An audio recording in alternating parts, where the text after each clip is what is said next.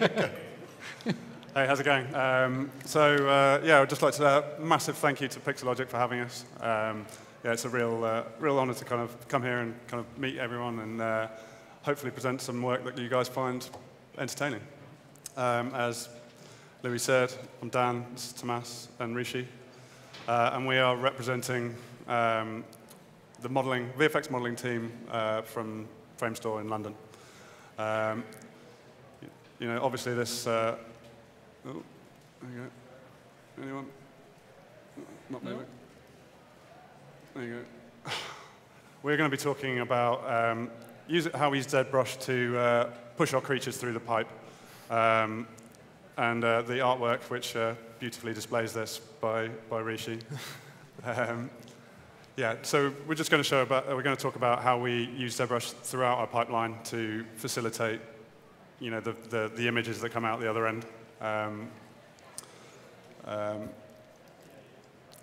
We are obviously three representatives of these beautiful people.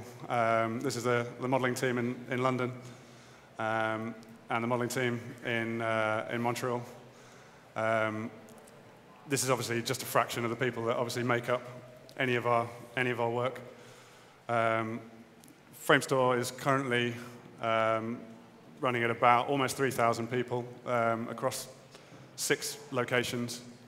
We've been open since, well, for over 30 years now. Obviously, you can see behind you kind of our greatest hits, I suppose. We are a multifaceted media company. We produce content for film, TV, advertising, technical installations, AR, VR. The list continues to get longer and longer. So what we're obviously here to talk about is our creature work. And obviously to focus on that, we're going to start by having a quick look at our current creature reel.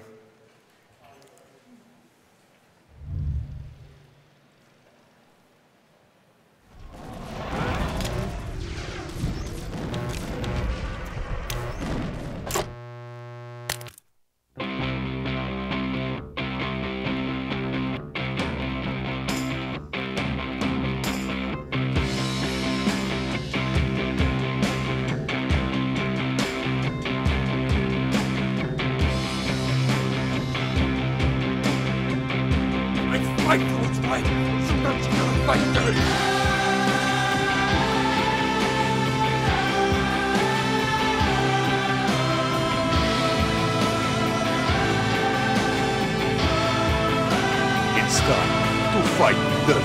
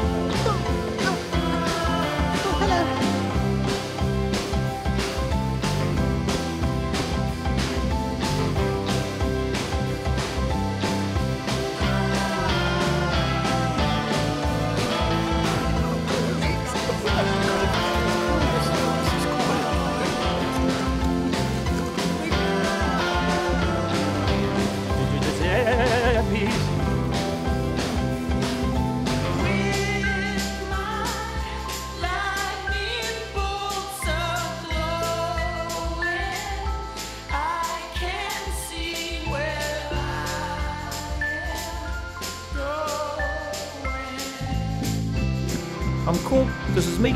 We're gonna jump on that spaceship and get out of here. Wanna come?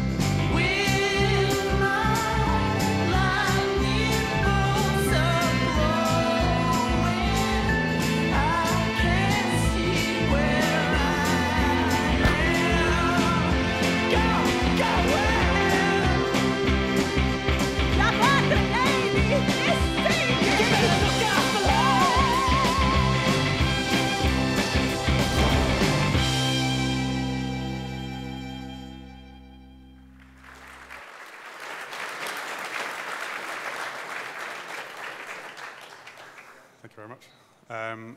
Yeah, so we really want to kind of illustrate how we use ZBrush as part of the whole pipe, really, or at least kind of how we support other departments from the modeling department. You know, we've got a kind of very simplified version of how we kind of ingest an idea or a concept into the modeling department. You know, this kind of plots a rough, albeit very simplified version of like how we kind of how we get a brief in. And I would say like these are the areas we use ZBrush, and these are the areas we kind of use to support, or the other departments we use to support using ZBrush.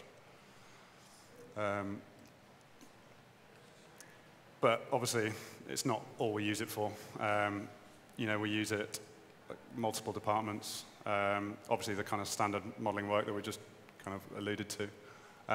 But you know, scan cleanups, prop modeling, whole environment assets, you know, cleaning up LiDAR, literally everything that you know most other packages won't open. So it just facilitates our workflow across multiple areas. I'm going to quickly hand over to Rishi, and he's going to talk to you about some of the cool characters that we've created recently. Hello, guys. This is Rishi here. So I'll be talking about these three creatures, Obelisk, Rocket, and Black Dwarf. So you must have been already knowing that Black Dwarf is from Infinity War, like the cool villain, and Rocket is from Guardians of Galaxy, and even Obelisk. So basically, I'll be talking about how we use ZBrush in the whole process, and at different stages. You know, it's not always that we keep sculpting from scratch, or at what stages we pick up stuff to continue our work. So I'll be talking about that. And maybe if I have time, I'll show a quick demo on Rocket's nose, possibly. So let's start with Obelisk. So ZBrush here was used for concept sculpting at this stage. So I was fortunate enough to work on this model from scratch. Usually, you won't get to work on any model on scratch. Like you know, sometimes some other vendors give you to start with, or you have some base mesh to start with. But then this was started from a spear, basically. You can say that. So this was the only concept art which was provided by the client, and we had to start developing the creature from only this angle, you know. So I started with a simple spear in ZBrush, and whenever I work on any concepting, I see to it that, you know, this is my personal preference. Different artists might have different ways of working. But if I get a concept art, I see to it that at the beginning of the stage, I try to match it as close as possible, blocking-wise, instead of thinking about the functionality or where the joints are and all this stuff. Because in the beginning, I think for me it's very important that the design aspect is met, instead of thinking too much about the functionality, anatomy, and all this stuff. So design for me is very important at the beginning of the stage, because it's already approved, so people like it. So first match that. So this was just a quick ZBrush pass, maybe in a day or so, trying to match exactly to the artwork. And then from here on, what we do is we show it to the soups, and then the process of redesigning or maybe adding few other aspects starts, where different departments start coming in, like rigging, texturing, other guys who chip in their ideas. OK, this might not work, or this might work. And then we start adding our changes to the design. But we see to it that we stick to the basic plan and don't deviate too much from the concept.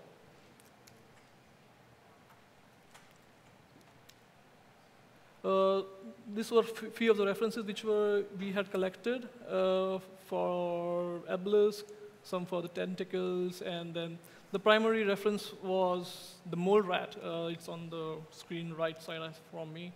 So the client always wanted to refer to this mole rat, which is like a 3 or 4 inch rat, and we had to make like a 100 feet obelisk. But then they wanted to get the essence of those wrinkles on his body on obelisk, and even the color scheme and all those stuff.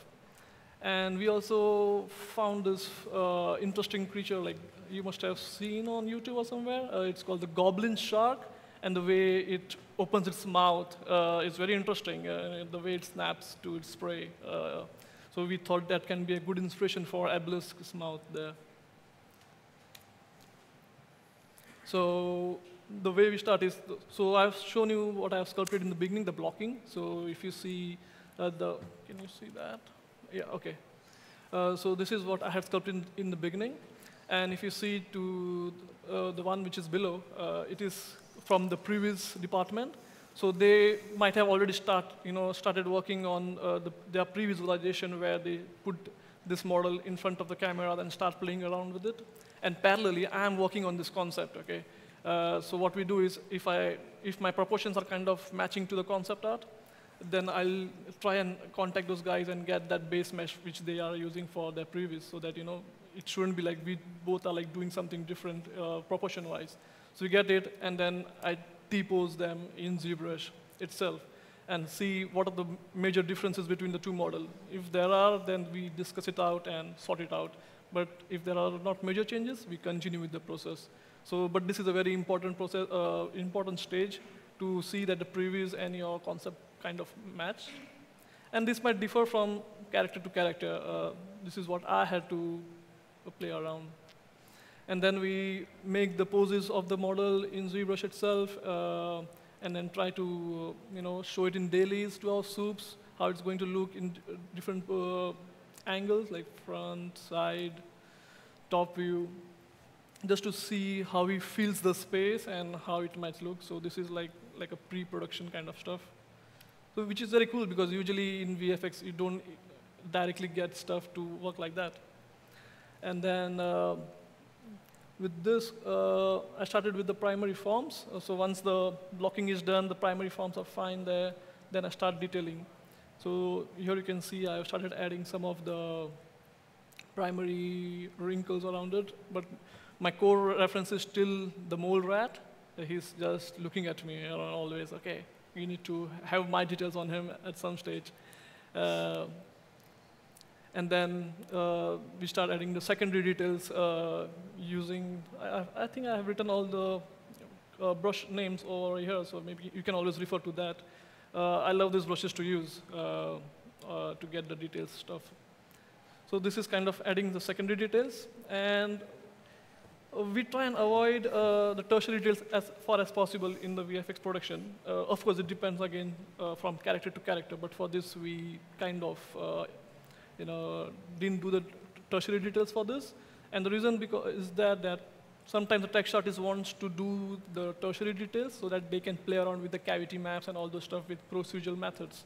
So that might help, because if you do a lot of detailing, like tertiary ones, then if they want to add something extra, it sometimes becomes a bit difficult. But yeah, it's case to case. Then it's still in the ZBrush, so you don't have to go to rigor or animation or anything. You are still doing everything in ZBrush and trying to get these things approved. So like we make different poses, and try to read the scale, how it works, how big is the human in front of Obelisk, and how it might look while holding it. So we do all those exercises in ZBrush itself, so we don't have to go out of the software, so which is great, actually. And I always find any reason to open my ZBrush. So this is one more of my daily submission where, referring to the mole rat, I've tried to add some of the wrinkles there. We don't want to go very crazy in getting those wrinkles, because we have to think about down the pipeline how it's going to affect all other departments like CFX or animation and all this stuff. We just cannot go, wow, I'm going to do some crazy effects there, and then suddenly other departments come to you, oh man, what are you doing? Like, we cannot get the CFX done. It's going to be real heavy. He's like a 100-foot giant there. So we have to think about that. So it's always a good idea to keep communicating with other departments constantly, and develop your design accordingly, because you're a team, working as a team, basically, so it's a collaboration. It's very important that you keep communicating with every department when you're building this. If it's a personal work, it's fine, but if it's a production work, you're affecting a lot of different departments, so we should always respect that and develop our designs based on different departments as well. So this is the obelisk mouth concepting, where we were thinking it's an odd mouth there with like thousands of teeth lying inside. I don't know how he manages it. But then this was just a concept and seeing how I can pull the lips around, give some gravity, feel to it, and make it asymmetrical, give him some scars and stuff, make him look cool as far as possible. Though he is like a space octopus, and then we are still referring to a mole rat, so no connection there. But we have, as an artist, we have to make it work, right? So that's interesting. Okay, so this is, I'll just play that. Can I? Yeah. Okay, so it's too fast here. But anyways, the basic concept was like, if we design something, it's always a good idea. And since ZBrush can help doing animation, like basic animation, not animation at all, but if you can sculpt something nicely, and then if you can layer them and position them in different layers, you can always go to the timeline in ZBrush and keyframe at least 4 or 5 frames. That's good enough, and start animating it, and then submit this in your dailies. That will help a lot to your soup, because then he can start visualizing in a better way. Okay, I can get it how it moves. So that's nice. So you're basically helping even your VFX soup there to visualize very quickly. And ZBrush is amazing for that, because we are still in ZBrush. We are not still out of ZBrush.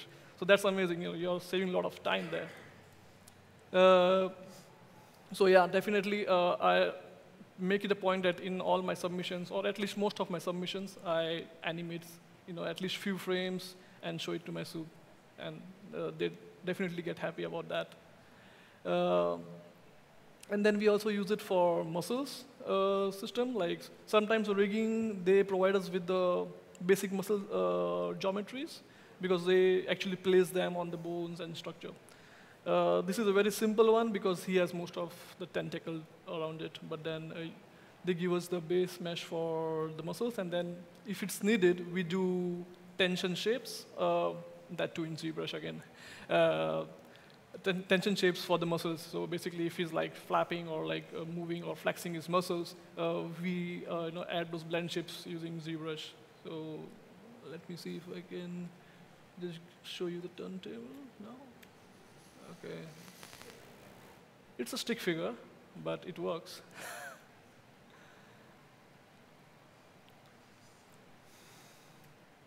Oh, sorry. And then let's see some of the shots for obelisk.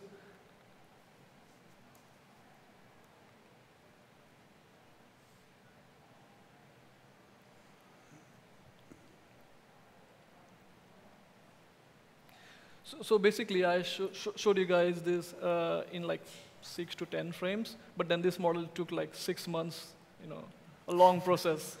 So it's not that easy to, because the thing is, it keeps basically it's evolving. Every day go to the dailies, there are new comments, new suggestions, new ideas coming up. And as a modeler, we have to be like really patient about that. Like we cannot just lose the artistic patience over there. So we have to like, okay, fine, it's fine. If you can take your critics in a better way and start developing it, it's definitely going in the right direction. So yeah, it took 6 months for this character to get over. And I don't know why Drax ran into his mouth. So this is a breakdown of obelisks. These are the muscle systems and all the lighting and rendering.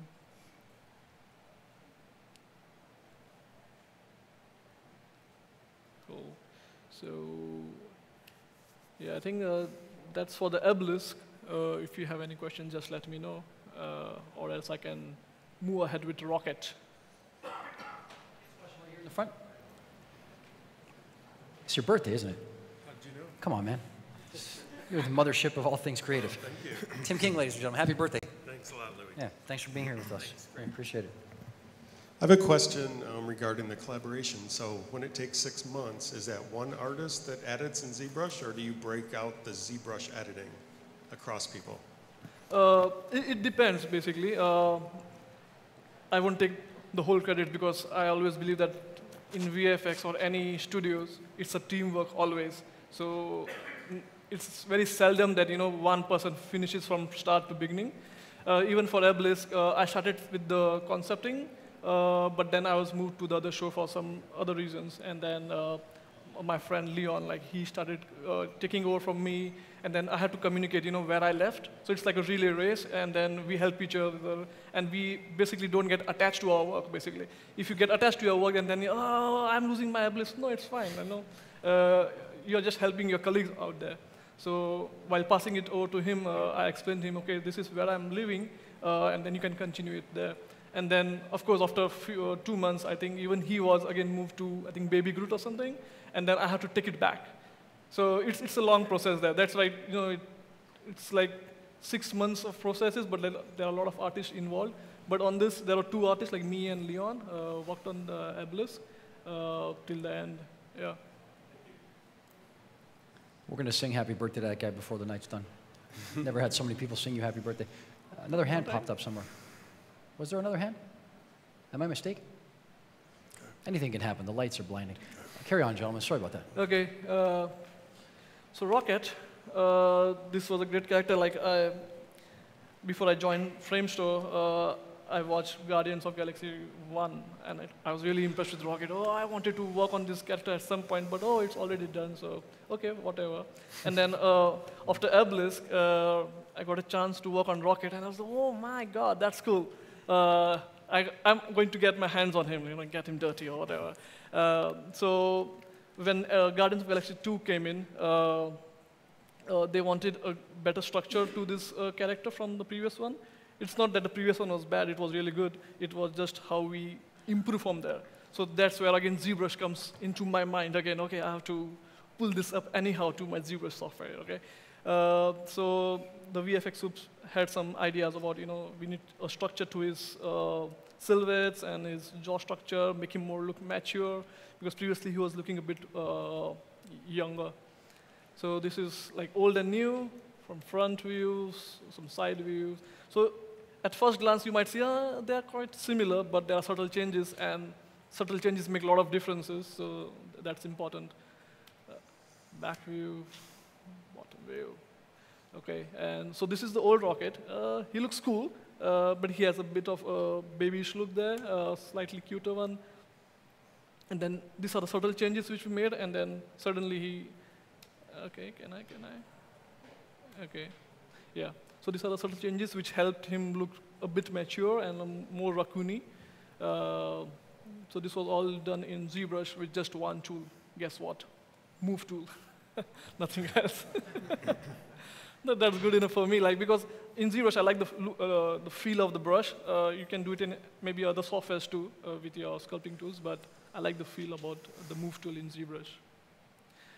This is the whole Rocket model in the studio render.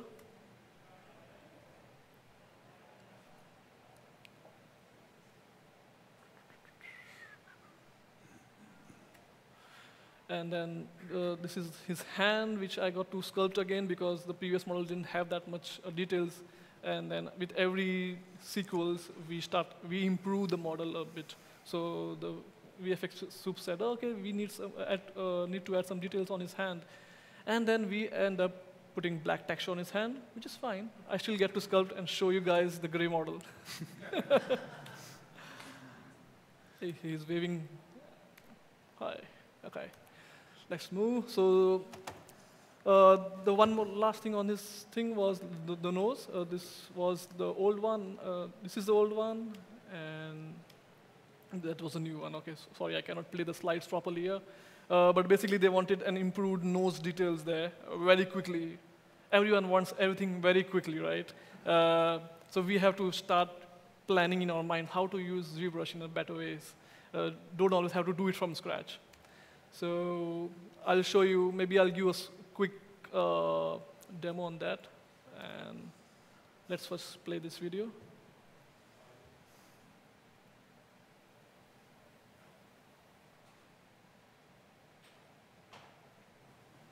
No sound, right?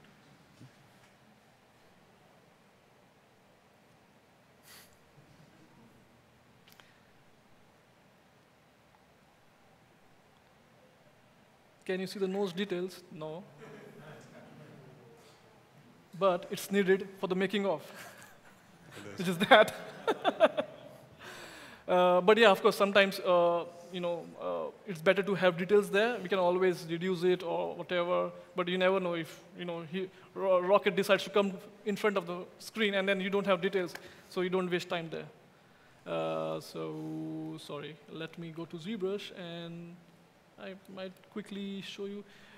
Many of you might already know it, but I'll just show you what I have done on that. So it was a very quick thing.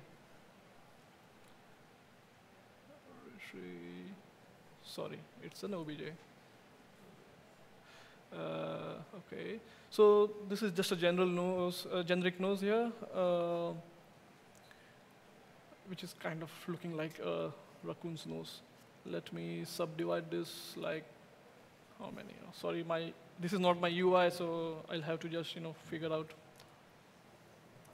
And after using UIs, it's so difficult to go to the default menu and okay, where are the buttons there? Okay, one more time. Cool. So 6 times. So basically, I've cut down the model because you don't want to subdivide your whole model like 6 times.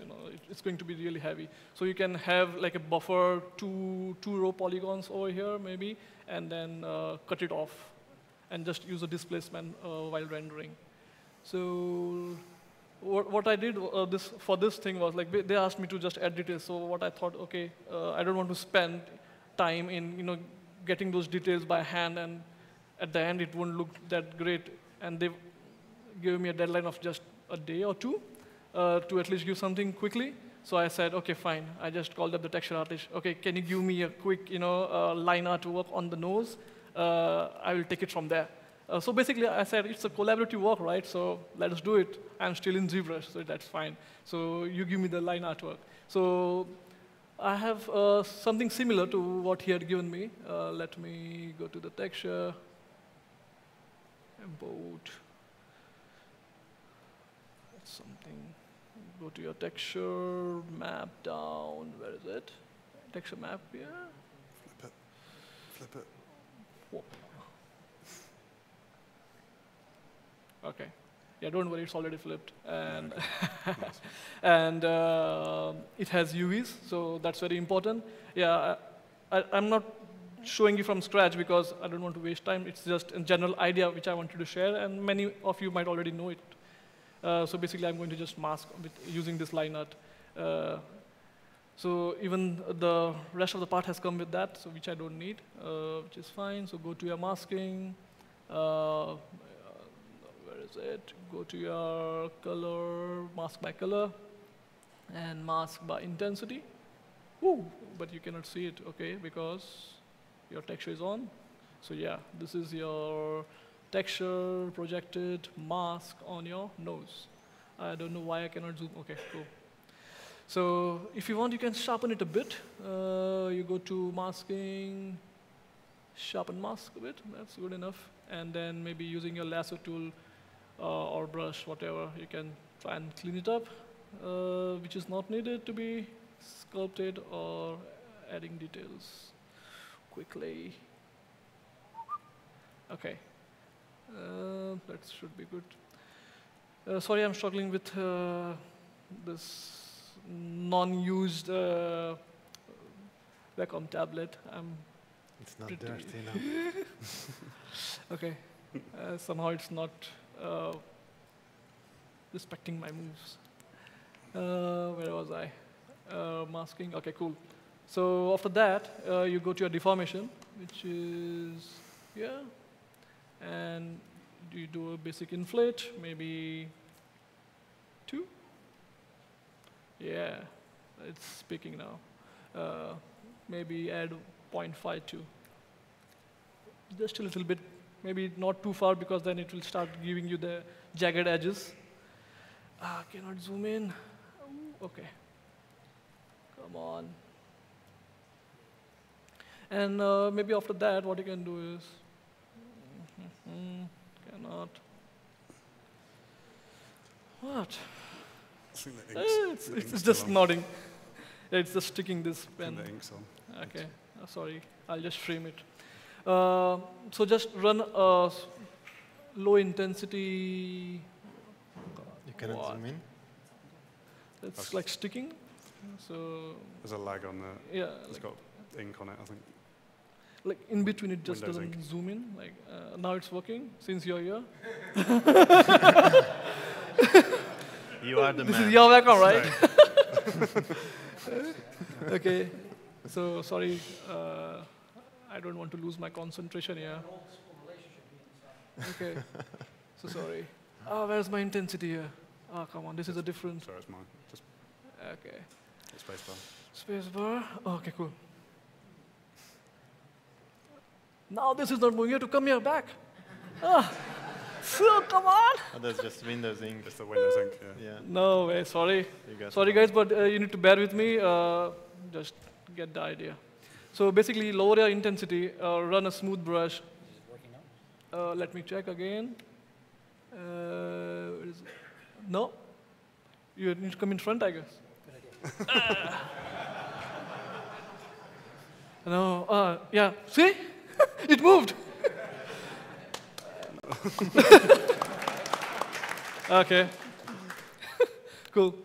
So just run a quick smooth brush with a light intensity overall, just to remove the jaggedness if it's there lying around.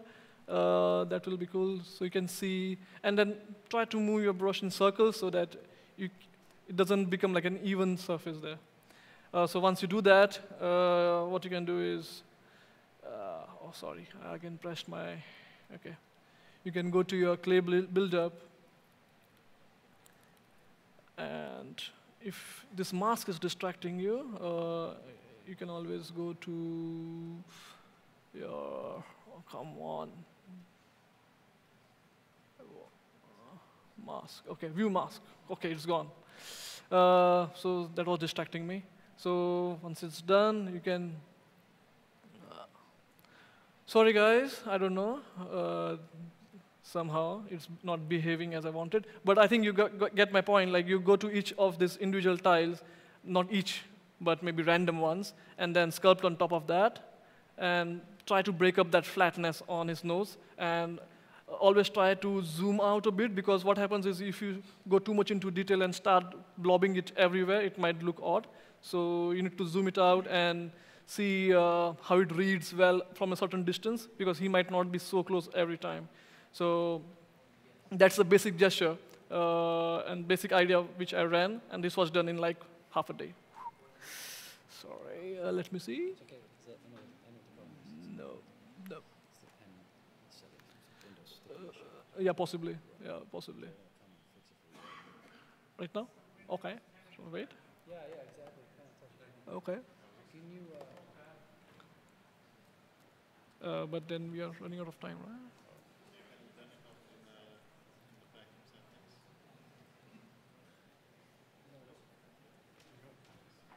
Yeah, so basically, It's in the Windows settings. oh.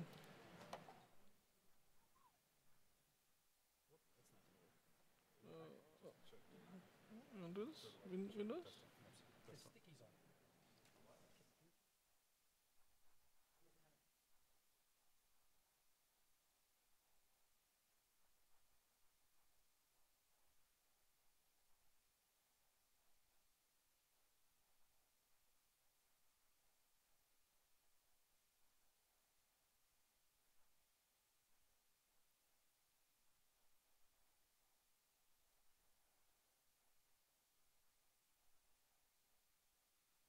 Digital clay ZBrush. Keep in mind that tomorrow evening, this is unscripted, this happens all the time. Tomorrow evening, the ZBrush Awards are going to be happening. So that's really going to be an exciting time for everyone from around the globe, as well as the people watching at home. The Sculpt Off was another raging success, right? We're going to be announcing the winners. ZBrush Awards are really, really energized sort of evening to be a part of. So if you can be back here on Saturday evening, it's tomorrow, Mr. or Mrs. Saturday night or Ms. Saturday night, whoever, be here, because it's worth being here for. And then there's always the traditional party that happens afterward. If you're at home on the Twitter, I mean, I guess we could do like a FaceTime or something. We can have a live feed from the parking lot. Live from the parking lot, right? Hello again, brought to you by Robert Mondavi. Is that cool? He's making it work for you, right? Yeah, yeah. And he was taking a vacation out there. He's been, conspicuous by his absence today. Anybody notice that I was up here alone the whole time? Repeat offender. So yeah, the ZBrush Awards are going to happen. It's going to be great. If you can make it again tomorrow night, really nice. Why don't we take this commercial time out and sing happy birthday to a longtime friend, Tim King. Everybody, do me a solid here. We'll sing happy birthday to Tim King. See if there's anybody else's birthday today. Yeah, anybody else have a birthday today? Because that'd be kind of cool. Oh yes, there you are. Okay, hey, how you doing? Happy birthday. Okay, so together we'll sing a nice ZBrush community happy birthday. Actually, before we do that, I'd like to say that the community is so strong, and I want to thank all of you for being here as well, and tuning in around the world. It's been a packed house all day long. I'm sure it's going to continue to be packed for 3 days. It's always a raging success. It's always a pleasure to come back into the fold of the digital clay that I love, to be here once a year and do this with you. So let's, I guess, send them off into their new year with a nice ZBrush community welcome. Are you doing this? Okay, ready? Okay, so, all right, yeah. Everybody here, right? Okay, a selfie with everybody. He's doing a selfie video. Do you want to, are you in on this too? Yeah? Wait, well, get up here. I mean, if it's your birthday, come on. What's your name? Emily, like the song, right? This is good. Yeah, Emily. Okay, here she comes. What a courageous person. Don't go too far. We're doing a happy birthday. Give me 1 second. Okay, get up here with Tim King and myself, Emily, and we're going to do a happy birthday. I'm going to sit down here, and so I'm in the frame as well, because, I'm kind of, I'm not good at this. All right. You want me to do it? Is that what Yeah, want you me do to it. Oh, Your arms geez. are longer. All right. Yeah. Hey, how you doing? Happy birthday. Yeah. Okay. So how do we do? What, is it a picture or video? Okay. Ready? It's running. It's a What? video. Can you hold that a second there? You just hold that like that right there. Okay. Ready? We're all gonna sing the happy birthday. Ready? Okay. One. You face the audience here. Okay. 1, 2, 3. Happy birthday to you. Happy birthday to you. Happy birthday, dear Emily and Tim. Happy birthday to you. Wonderful. Yeah, everybody. Okay. High five. And that's the way it's done, folks. For all the people at home, on behalf of myself and Tim Kim, we can take it back to the action. Let's go, guys. Back to the guys from Framestore. Thanks very much. Never had a ZBrush birthday before. Sticky. I hope you all got the point right. Just use the clay brush, go to not every tile, but random tiles, try to break up the flatness, that's it, you're done. Go show it to your soup, he'll be happy. And then this is what we got from there. Of course, the image is kind of a bit pixelated, so forgive me for that. And let's move on. Blacked off, yeah. Okay, so this was a character where we developed it from beginning, I guess, and this was one of the earlier concepts. So the one on your screen left, yeah. So this was the initial concept which was provided, and then we started doing some exercises on building this and animating it, and building a vignette, which I'll show you at the end of this blacked off presentation. And then this was the other costume which came in later on, which I'll show you again. So this was the blacked off model which me and Tamas worked together. He was in the beginning of this show, and then he sculpted a lot of the scales and stuff. And then he had to move on to the show. As I said before, it's a teamwork basically. So we are never attached to any of our models, and we happily hand it over to the other modelers. So it's a good practice. Do that, and we'll be happy always. So I took it over, and at that point, I think he worked for like a few months, and then I came over, and then they wanted some proportion changes, some expression changes, his horns and stuff. So I worked on that. So this is what I have worked after what Tamas had left on. So this is the front view. Okay, and so this is the costume which we worked on, blacked off. And again, I'm still in ZBrush. I'm not talking about anything else, I love ZBrush. So even for this, this is like concepting. Quickly, once the model is built, the body, I did a mask on his body and extracted it, Z-remesh it, added some thickness using Z-model or something, and then you start using your slice brush, and then you start using your panel loops, get the design ready quickly, add some folds and wrinkles. That's it. Make a presentation nicely, put your reference on the side, show it to the soup. It's happy. Done. It's not easy. It took again 6 months. Not just a costume, but the whole model. Yeah, it's just easy to show it on slides and okay, this is done, but it takes time. But yeah, ZBrush is always helpful. So these are a few other frames. This is the shoulder armor of Black Dwarf. So this is from my daily submissions, which I have brought to show you guys how we submit in front of our soups so that they can have a look at it and discuss.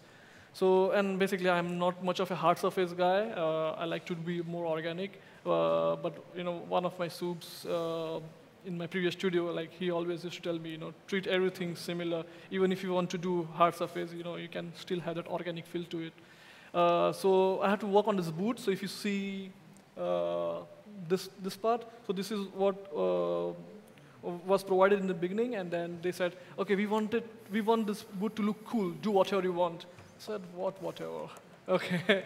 They said, yeah, whatever. So we found this biker shoes and stuff. I think it should be there, yeah, something like that. And I said, okay, how do I do? It's not Obelisk where I can do wrinkles and stuff. Okay, go to Google, ask ZBrush, Joseph Rush. That's cool. And then he keeps answering all your questions. And I started using this slice brush. I learned this in a day. And then started using slice brushes and panel loops, edge loops very quickly. And I was amazed with the results, in 1 or 2 days. And I showed it to my soup again. Okay, cool, done.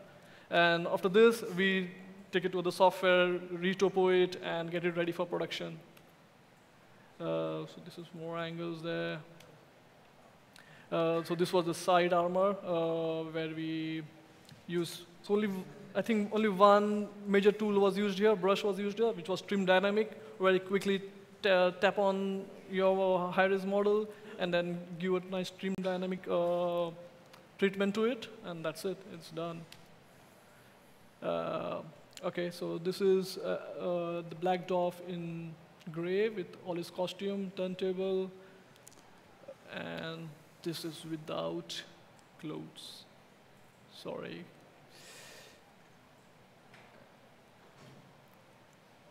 So we keep testing this with renders and see how it looks, how it displaces and stuff before we keep moving with the designs. So this is still a direct sculpt OBJ from ZBrush and test it out with turntables if it works or not.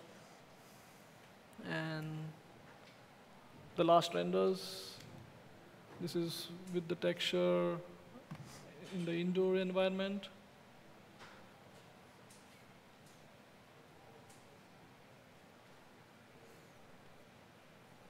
And in the outdoor environment. And I think I have lots to speak, but then we are running short of time, so I haven't cut it down. But then, sure. Yeah, I think that's it for Black Dwarf and my part. So I'll hand it over to Tamas, I guess. Yeah. Thanks, Mas.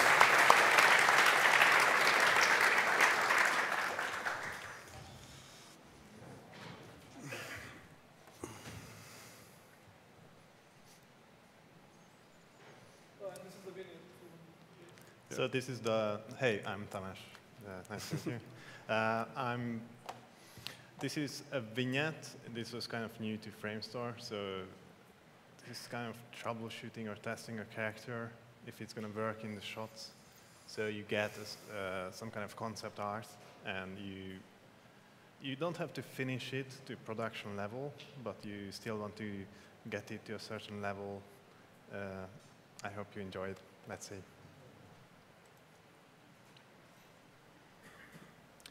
Does this have sound? No. Unfortunately, it doesn't have sound, but...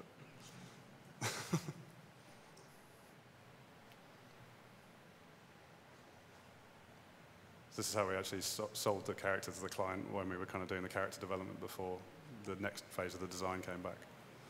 And we had multiple characters like this, and one kind of scene for each of them. It was very interesting to work on them because it's fairly rapid, not like VFX in general.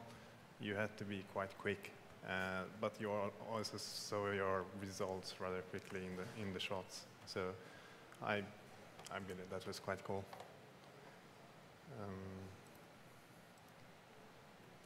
Where do you have this?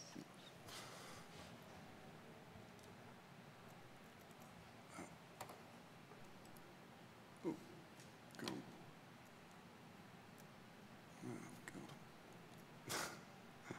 Bear with us. Yeah. Guess it's like that.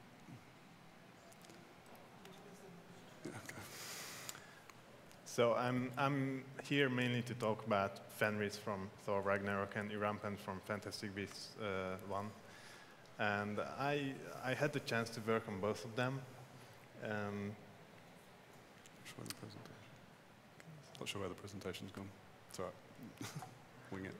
Okay. And though I think we can all agree they look fairly different, actually from a modeling standpoint, you had like a similar approach how to deal with them. In a way where for Fenris you've got a 3D scan from the client, and for Irampant you've got a 2D 3D concept, meaning 2D is always going to override 3D because they might use Liquify in Photoshop or they might use additional details. So that's the very latest the client saw. You just have to go with it. And whatever you have in 3D, that's just an addition. If you can use it, that's great. But that's really just an extra.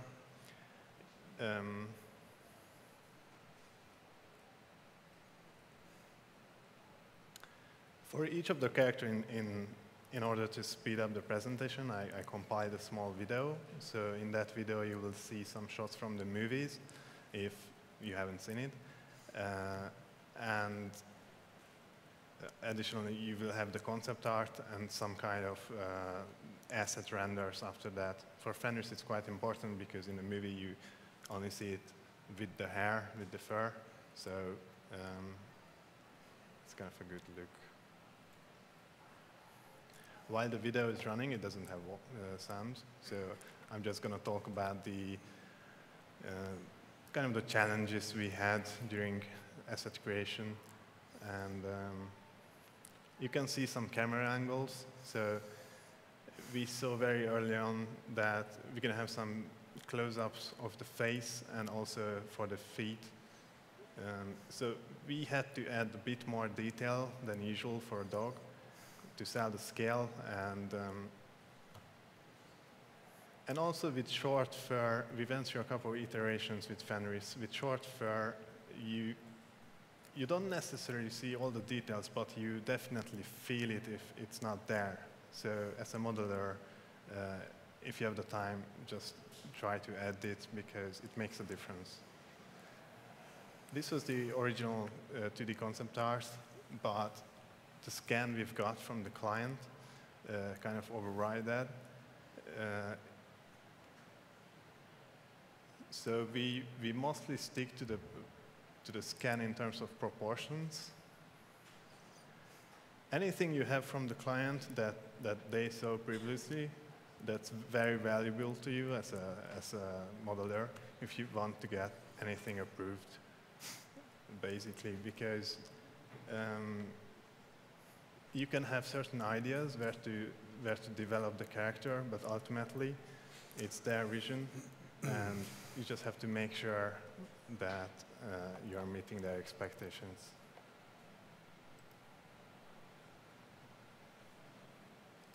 Don't know what that is. So can we go back into presentation mode? Just hit F5 or Shift F5. Shift.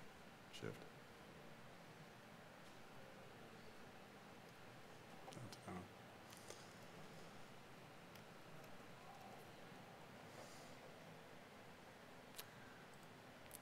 That's the beginning. How do you swap?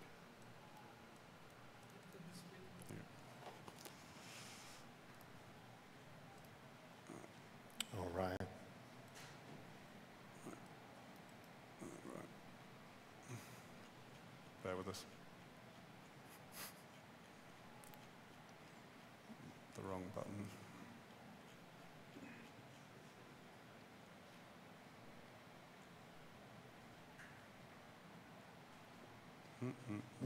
Sorry, I've spoiled you. So this is the scan we received from the client, and you might think it's fairly furry, so what you're going to do with this? But actually, it's fairly valuable. Even just picking a smooth brush and going over it, you will see some nice forms in there. If you have to hand sculpt it, it can take quite a bit of time, and you don't always have time during production. You have to be very clever and use every resource you have. So as you can see, this is just using the smooth brush, and you can see some certain spikes because smooth brush is not changing the topology, it's just trying to smooth it. With the latest ZBrush, Sculptris Pro is actually quite cool for this because as you go over it, it's going to smooth out the topology as well. So it's extra fun if you have to deal with this kind of geometry. I think ZBrush in general is quite good now in processing and handling difficult geometry. It's not picky, but it's got what you're starting with, and using Dynamesh, ZBrush, and all these kind of features are very useful in production for us. We use it all the time. Even if you're not sculpting, it's quite useful in itself. But of course, we all love to sculpt, so. Now, with this scan in particular, it wasn't very useful for every part. As you can see, the face is quite interesting. I believe they put something in his mouth, so it's not exactly a snarl. I think he's just being uncomfortable here. So even if you try to smooth it out, you're not getting a lot of information out of the scan. So luckily for me, we had to start from 0 for the face. So that was actually quite fun. And before I show the next slide, usually you clean up a scan and you get some previous topology from other shows and put it on top of it. Because basically what happens is if you have a topology from a previous show, they can start transferring data like textures or groom or different kinds of things that are very useful in production early on, and it doesn't have to be perfect. Now, usually what you get in the first couple of days, you don't show it to anyone, especially not to the client, because it looks horrible. So I think Framestore is very cool to allowing me to show you this, because I think it's just objectively funny. And you might think like maybe adding color is gonna, save the day, or maybe not in this case. We still love him, it's all right. And if you think about it, this is the first couple of days. So the body is not too bad, just cleaning up the scan cautiously. If you have a bigger form and it's all dirty, you just try to smooth where the muscle should be fairly smooth, and try to preserve the areas where there's like a bony landmark or something. If you're clever about it, you can save quite a bit. And so the body is not too bad. Of course, from this point on, your first priority is going to be the face, because it's not very promising at the moment. And this is going to be quite a bit of jump, but just to show you some kind of details we've got out of it at the end. It's definitely a journey, but it doesn't have to be very long. As you can see, we added quite a bit of detail on the face, even though it's covered with fur. The reason why is sometimes you have scars, and it can also change where the scars happen. So you kind of uncover areas, and you never know what's going to happen. So it's much better in production to be ready and add a little bit more detail than you would expect to see, so you are safe. This actual model doesn't have all the details in it, but it still looks pretty cool, in my opinion. This is kind of halfway through the production, where every department had put something in it, and I think this is my favorite stage in VFX, where nothing is final, but it's getting there. You have a good feel for it. And as you can see, this is not the final asset. It has a scar, it has red eyes, it has a different color for the fur. And that's another takeaway. During production, an asset rarely stays consistent, so it changes all the time. Also, this face is quite peaceful, and we kept that element of Fenris.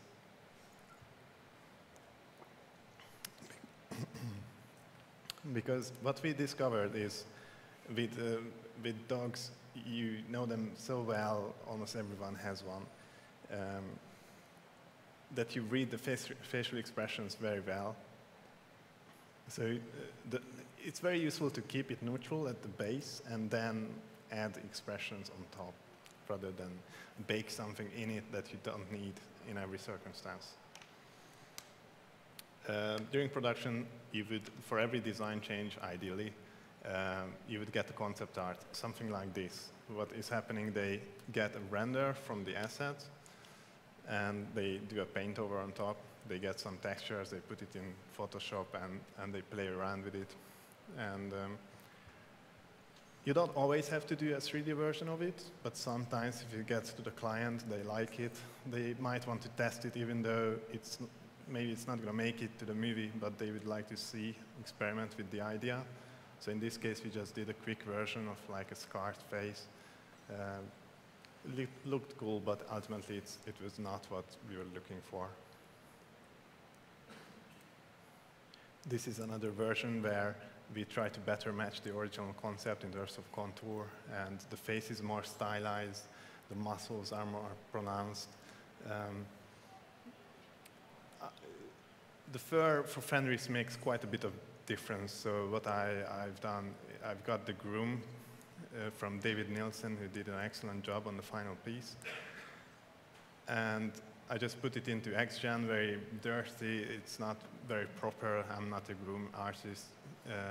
But still, it makes a difference. So you cannot talk with the client without having the fur.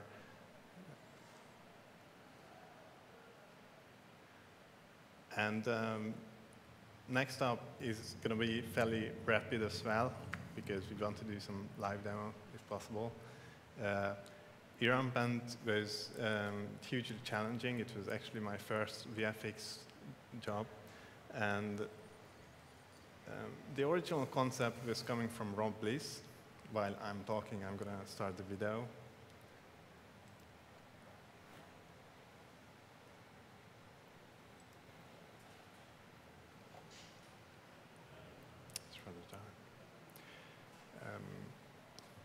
I highly respect Rob Bliss. I think he has an amazing style, and he has a very good sense of volumes. So I try to keep it as much as possible.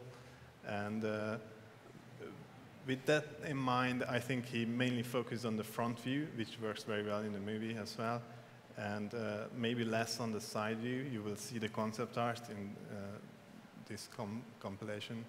And here's a nice breakdown.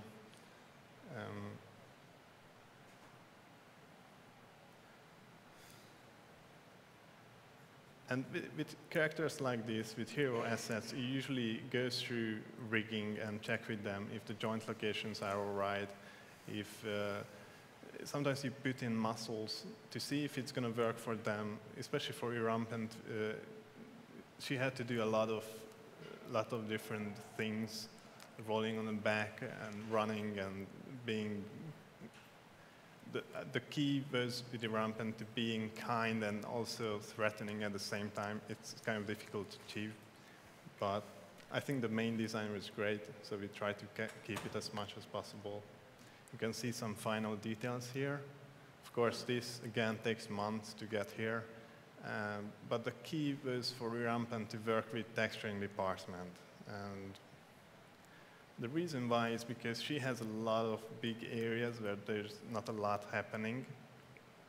In the original concept art, it was quite tricky because overall you had this smooth quality, but also in polypaint you could read some of the more rhino-like detail. So we tried to find a good balance between, you know, whales and rhinos, because she can also swim. So for every character, you kind of have to consider the environment that he or she is in.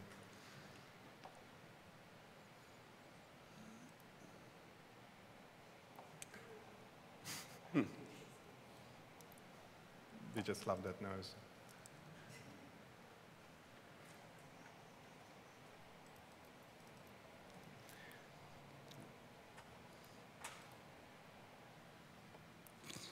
That's gone again, right? Okay, let me do it. Yeah. That's actually fine. I'm going to pick up the live demo then. Okay, cool. Do that.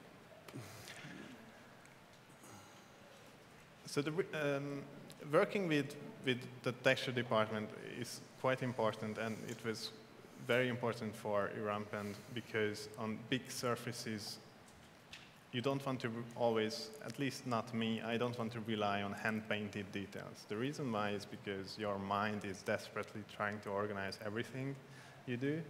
And when you try to make randomness, that doesn't always work. What I found is much better to get a base texture and go from there and take it as an inspiration and just going through the surface and be more fluid that way. So in my little demo, I will show you how I would do that in ZBrush, both getting those nice textured details with Noisemaker and also where to go from there. Noisemaker is quite useful. If you saw texture artists working in Mari, they use a lot of procedurals. They like to mix them, and that way you get a lot more detail than usual that you would get from simple texture files, and also you get a nice randomness. You can achieve that in Noisemaker, and I will just show you a couple of noises that can be useful for that.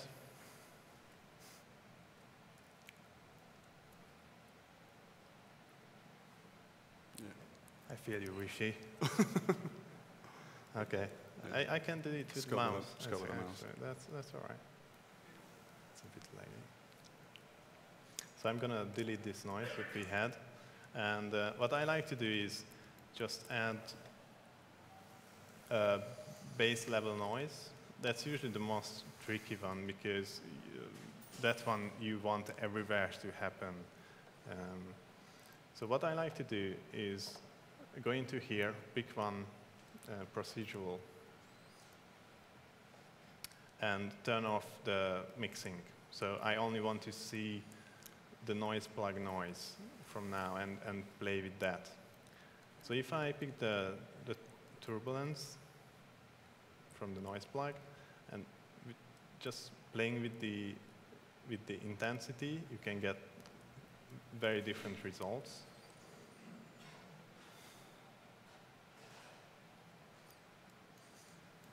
So if you find something interesting, you can further tweak it.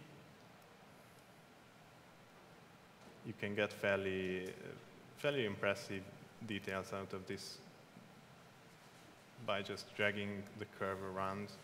And once you found something interesting, you can also mix back the default noise, change that size separately.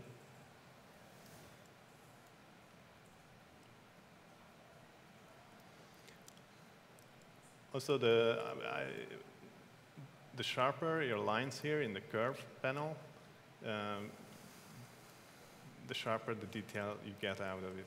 So it's quite useful to play with it. I'm going to just apply this noise. It doesn't have to be perfect. Usually it's a bit less strong than what you've seen in the preview, but that's all right. I will just do another pass of detail. Oh, actually, that wasn't on a layer. So I like to put them on a layer, just in case, and just in order to blend them together manually. The second noise I will use for the bottom section. And the idea here is just to show how much difference you can get out of this plugin. So I will use the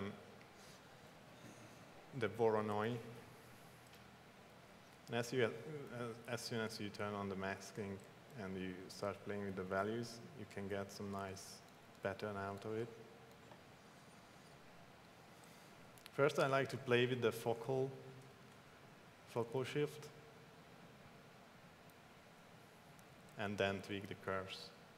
Also, if you can get some nice additional details out of it this way. I think it's pretty cool, and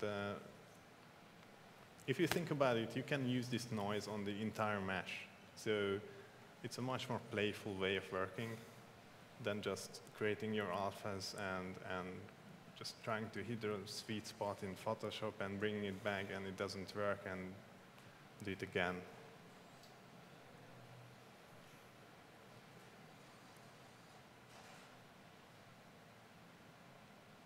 Oops.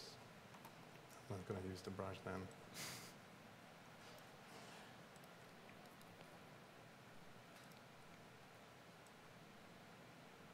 I'm just going to use a different scale. Now, there are many ways to mask with the noisemaker. One of them is just to use the mask feature. So, of course, I'm going to switch to a mask pen. Try the Cintiq. Try the Cintiq? No, not. No, okay. This is not the time to try the Cintiq.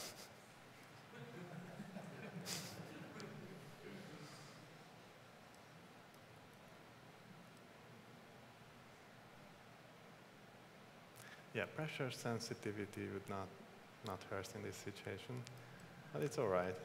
The thing with masking is you get a nice real-time preview with this, and of course you can smooth it out, so you can have nice transitions. And if you are willing to use the morph brush to kind of naturally put back the noise from zero, you can use the masking for a different feature. So, for instance, if I'm gonna mask these regions and go into the noise plug, maybe smooth it out. And you can use this magnify by mask feature. So what I would do is you put the strength by mask to 0, and then just use the magnify. So you can have a different scale where your mask is happening. Now, if you think about it, that's quite hard to achieve in something like Mari. So that's like multiple steps. Here in ZBrush, that's quite interactive. So that's just another way to play with it. That way, you are losing the ability to mask with the mask feature, but that's all right, really. You are on a layer, so you just apply it. Sometimes apply it twice, it works. And then you just turn off the layer, store morph target, switch, and then you can, with the morph brush, just paint it back.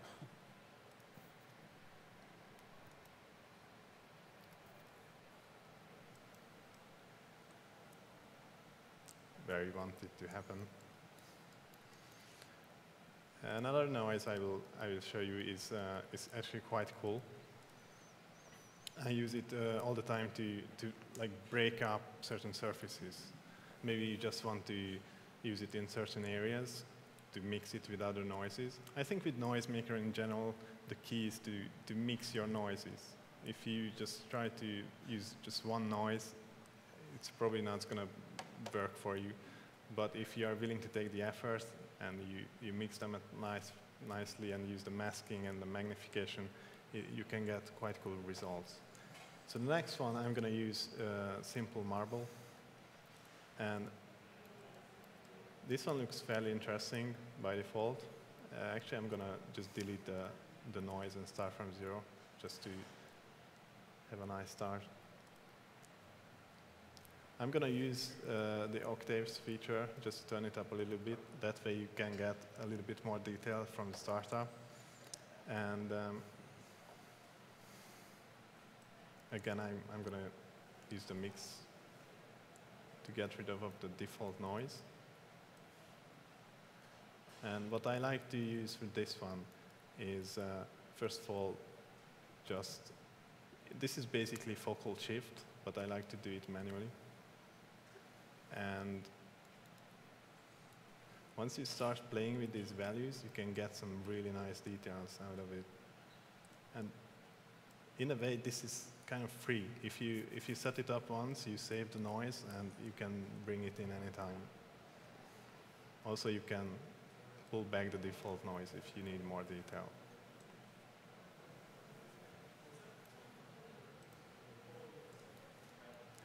Now, these are different kind of noises. I will just import a model which has all kind of different noises. And I will explain how I would continue from there. So if you are very lucky, you have a good texture artist, you can get these kind of details out of the texture press. You just use the displacement feature, and you would start from here. Now, as a modeler, your job is to make it coherent, to make sure certain details pop and others are not that visible on the surface. So it's kind of balancing the whole thing and making sure as a sculpture, it works. So what I like to do, especially, as you can see, this simple marble is used for some dry skin effect. But I found this for every creature, every hero creature. This is all the time again.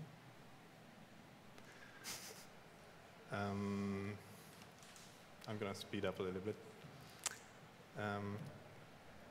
So every hero creature, no matter what, you have to detail certain parts, like the nose, or near the nails, the claws.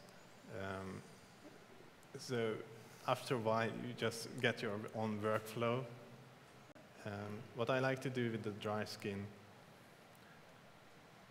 is use the /brush, which I'm sure many of you know.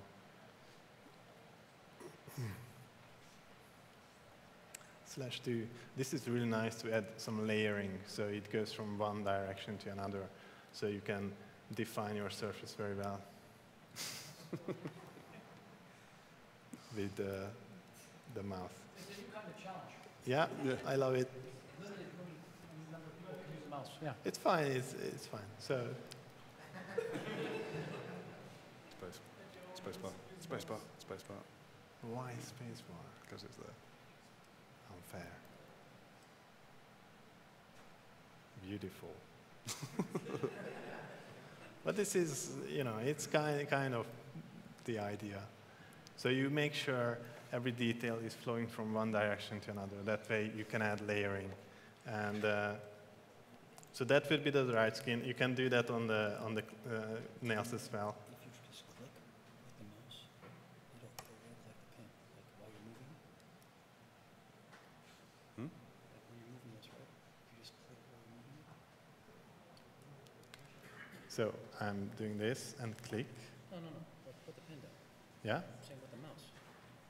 You go like this. Right? Move this and click it while you're moving. Not the pen, on the surface. It'll work better rather than dragging. I mean, should I try it here? Sure. No, man, that's fine. We have the mouse. That's cool. So you would use the same thing on the nails. That way you have similar details on both parts, and you kind of merge them together. Look Dev is going to make sure that they have the similar surface quality, so it's nice and coherent. So that one you would use for the dry skin. It looks horrible. Sorry. I'm going to show you the end result soon. And for all the other stuff, I really cannot show you without the pressure sensitivity. But I think the main takeaway is I would use brushes that don't destroy all the texture detail. So I like to use the default brush, the Formsoft brush, or anything other than the clay brushes, because you don't want any other detail. You just want to push them around and maybe use the damp standard to just carve in and pronounce certain parts. I'm just going to go to the final one.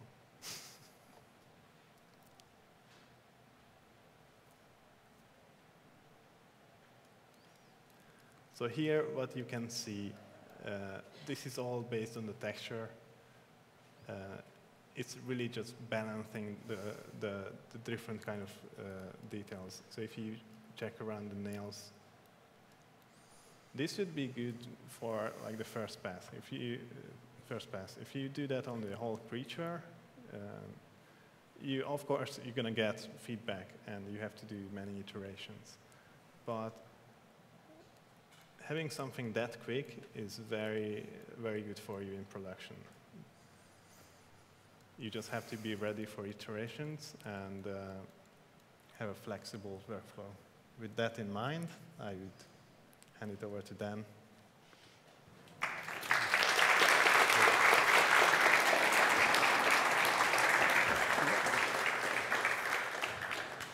I get to run the Wacom gauntlet. Right, so right, I'm going to put that down. I'm going to try and do this. Right, see if that works any better. No.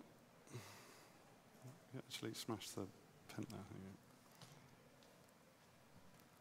There you go. Marginally better, cool. Right. No, it's fine. I think I'm just going to try it with the Cintiq and see if that works. Don't worry, it's all good. Yes, so where are we?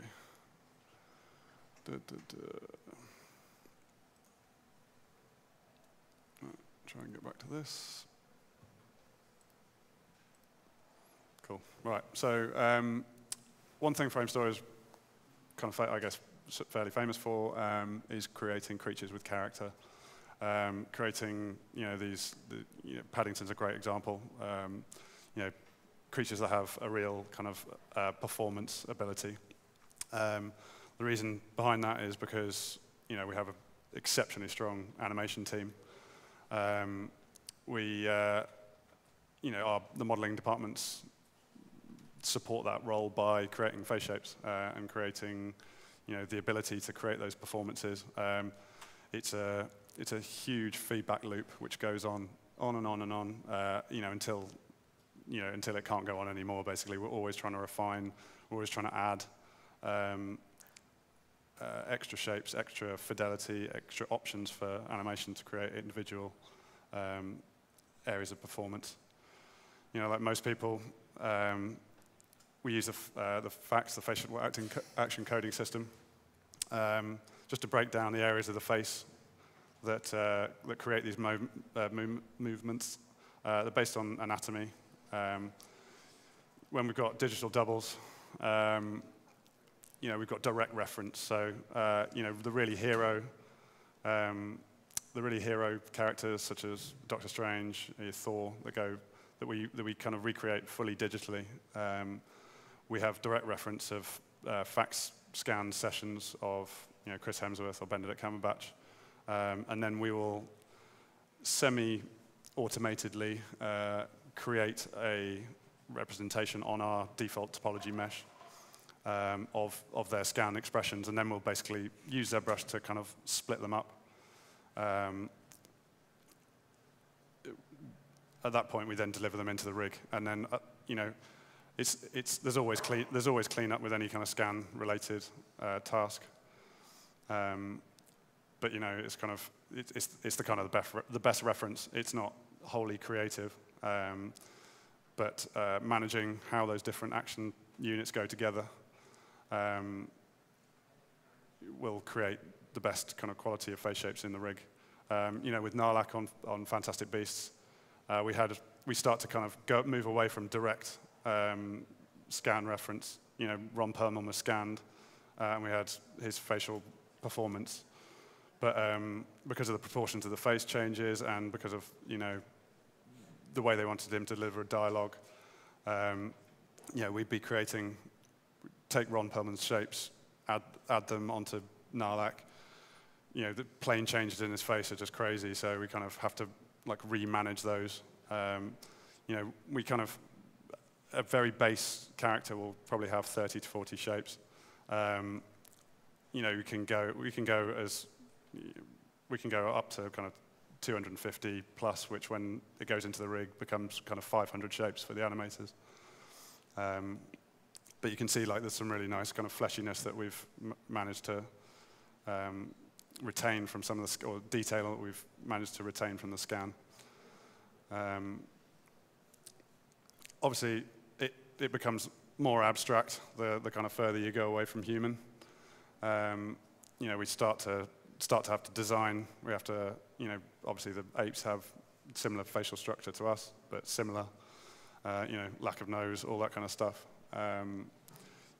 We get into the technical areas of face shapes where the face underneath will basically do the same thing. So we'll use our default head topology. We had a scan of Taika Waititi. We did the same kind of session with him. But then we've got the technical aspects of working out how the rocks sit on top. And that kind of that huge feedback loop becomes, it kind of adds in extra people, effects, rigging, animation, obviously. And then we lose a nose, but we're still trying to basically, you can guess what he's saying. We try and stress test, obviously, the things that we think they're going to say and the expressions we think we're going to have. We were fairly certain he was going to say "I am Groot" about 50,000 times. So, why not test it? We had the limitations of him being made of wood as well. So, the shapes had to take that into account from a technical point of view. But then, every time you find out, you end up in a pose you never thought you'd get to, and it breaks everything. So you end up having to come up with another creative solution about how to do that. At that point, I'm just going to pop into ZBrush quickly. Hopefully, I can sort something out.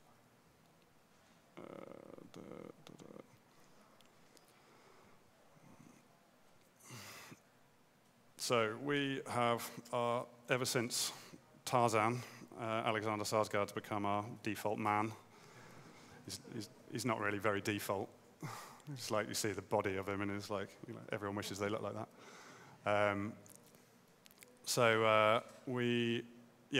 Every time we get a scan in, we basically fit this mesh, this topology, to that scan, to that base, and that becomes our what we call man C. He's been through. Where are you? God. Where are you? No, it's not working. Oh, there you go. So he's been Benedict Cumberbatch. He's been Nandlaskar. And he's also, because he's a good sport, he's been Jay from the modeling team. Because I didn't really feel comfortable pulling everyone else's face around. He's a lovely guy. This is a kind of good. Most of the time, we'll obviously be using scan data, but every now and again, we don't get that option. If I was to try and make Jay smile, this doesn't happen very often. I'd like to start. Here we go. There's no masking.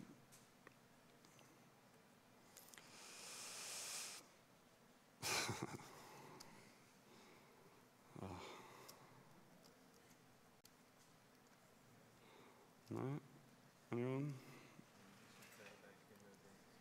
Yeah. There's no actual masking. That's interesting. Awesome. Right, hold on. No, nothing is particularly working. No, I can't mask, which is a bit of an issue.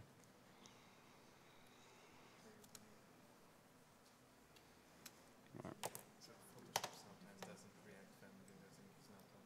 Maybe we should just turn it back. Could try that.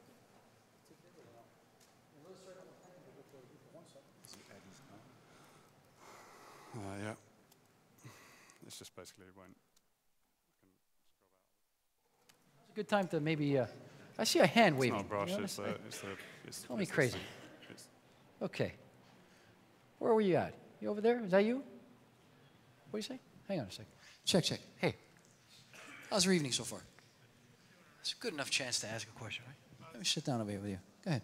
The thing they're trying to fix is the Windows pen and touch. No, we've repaired it a few times. You just need to turn off the right click. There's twins. There's two of these guys here. Holy smoke. Go ahead. You need to do that. I was saying the Windows pen and touch. They just need to go on the right click settings and uncheck the button. Say that again. The Windows pen and touch. It's in the control panel. Tamas, go to the control panel. Go to the Windows pen and touch. Tamas. You just need to type pen and touch in the start panel. I think you fixed it. No. It's not. It's just. Don't run away from that. Go to the control panel. I'm going to work with you on this. Tamas, go to the control panel. I'm here in the audience. I'm with the people now. Dance with diplomats, dine with dignitaries, sow dreams of libertines, and here I am, just a man of the people. There's going to be a bit of lag because of the ink, but at least you can mask now. So because we're using the facial action encoding system, I'm pretty confident that what I'm doing is, based on muscle direction. So if I kind of say, like, my zygomatic major is going to come from here, and I can basically just make him smile to a point. Keeping in the vein of questions, anybody have a question? Any questions? Yes, way in the rear. Hey. And then from that point, it's kind of just a case of shifting stuff around. I got a question for you in the back, sorry.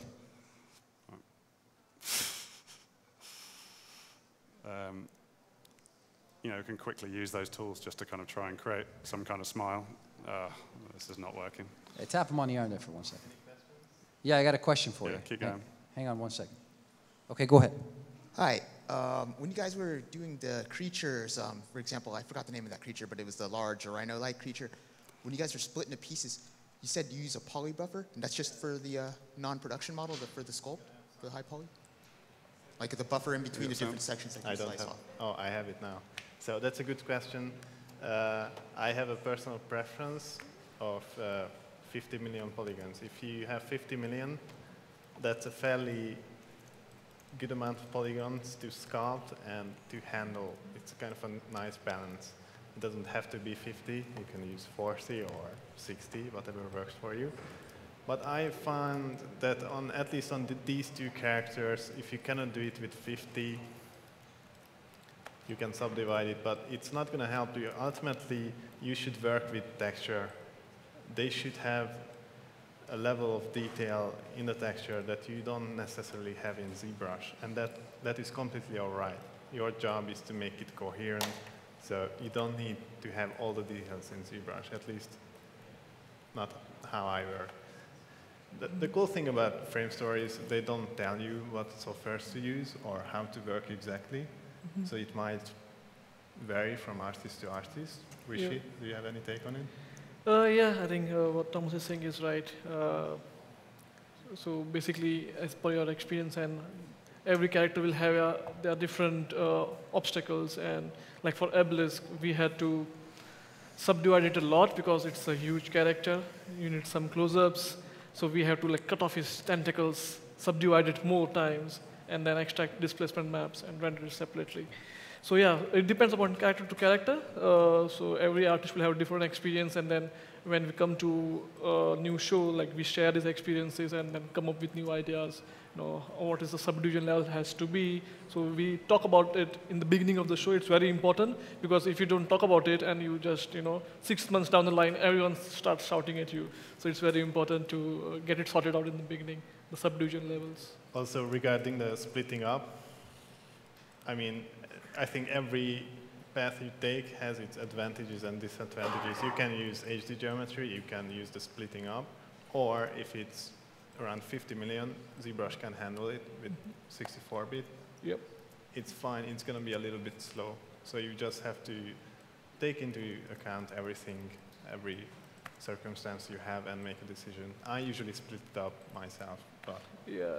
Yeah, and I think if you have more subtools, it's fine because it's 50 million per subtool. So if you have like different parts, you can still try and get it into different subtools with more subdivisions. I think the main reason I split it up is because ideally you want to work at least 7 hours a day and prepare for the dailies in the remaining one. Default to here's what I made earlier. That's a very ideal calculation, but if you have to render your asset every time, so it's not just save the whatever document you have, but you actually have to render it, like for instance with HD geometry, that's going to slow you down a little bit. Anybody else? Yes, in the middle.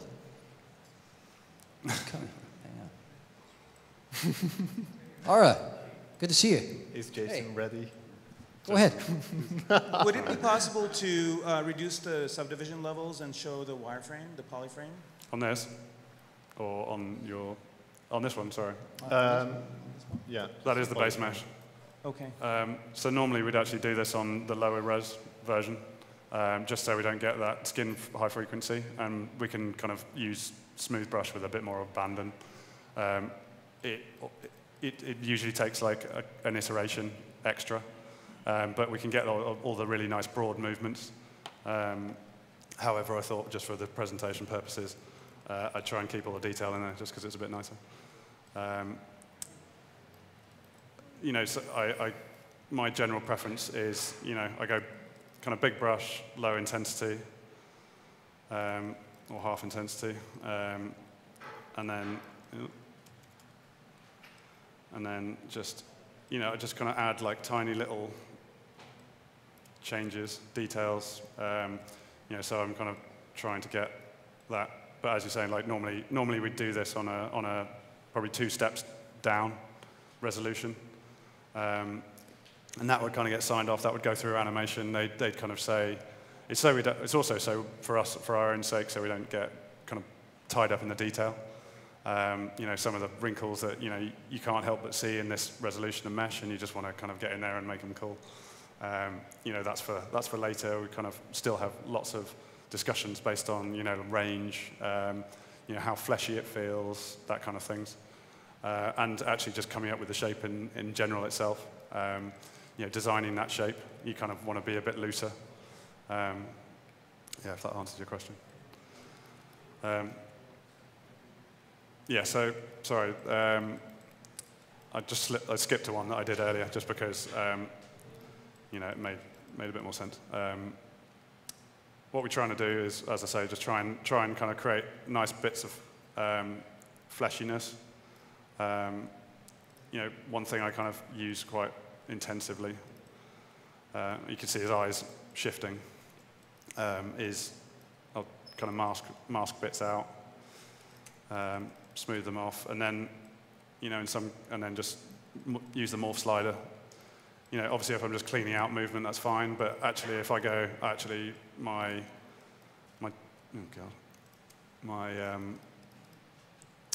my cheeks are moving a bit much, and I would say, you do get comments like, I think his cheeks are moving like 20%. And you go, okay, cool. 20% too much, sorted. I can kind of visually see what I'm doing.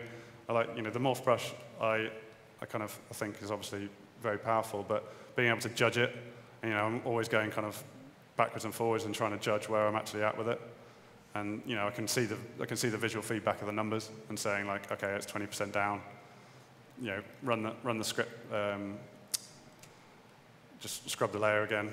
I wrote the only Z script I've ever written, but it turns on my layer record without me having to go over here. So just like when I'm doing like fast iteration feedback, and then I'm just going to come over and start the layer record again. Just massively improves my efficiency. So yeah, that's kind of a human head. Where I was going to get to with the actual, once we take the same process through to any of our creatures. So Paddington, Bagheera from Mowgli, soon to be released, hopefully.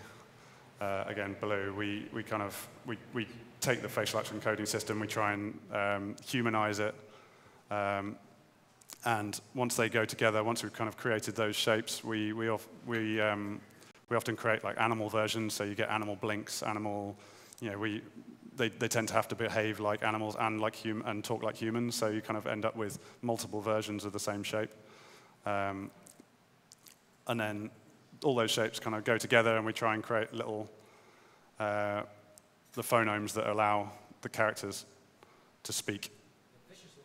He is a vicious little. Last one, yeah. You can actually see like we've got interpenetration between the teeth, but teeth and the lips, but that's actually on purpose because we kind of allow the teeth to push through them. So in rigging, we kind of set up a whole load of deformers, so we don't actually have to worry about the teeth. So the deformers will actually push the lips away from the teeth, and then you'll get a nice little kind of as the lip slides past. As the lip slides past the tooth, it'll actually kind of deform around it. So as much as that looks a bit wrong, it's kind of actually helps at the final product.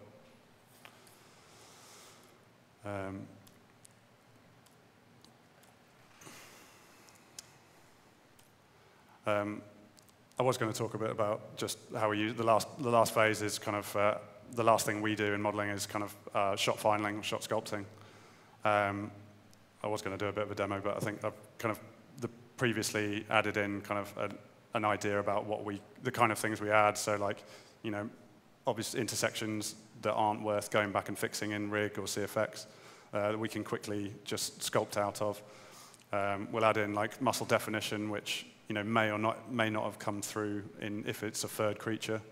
Kind of just some unique aspects of an animation. We can kind of add contact, add extra expression, lots of stuff, and it kind of makes sense to do that from a production point of view if it's a unique event, or it's kind of something that is not worth going back through the entire pipeline to rectify or improve.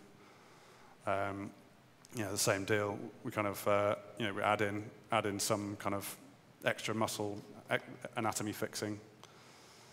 Let's come down here. You can see like little bits here and there of subtle changes sometimes, but just kind of fixing some anatomy, kind of adding a little bit of extra definition. On the fly, it kind of feels like it reads fairly similarly. But when the lighting kicks in, you'll see it with a bit more enhancement through a third, through a groom. Mm-hmm. Yeah, hopefully. It's basically like adding extra acting to that creature. We also obviously do it for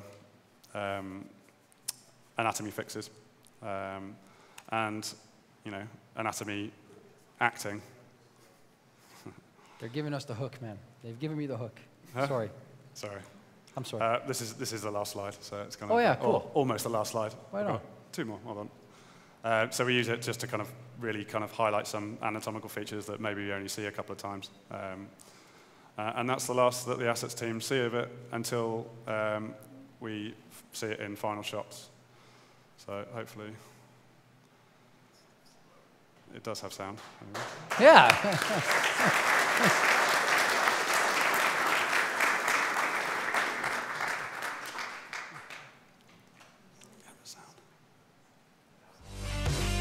Well, yeah, thank you. Thank you. It's like an embargo on sound for a moment there.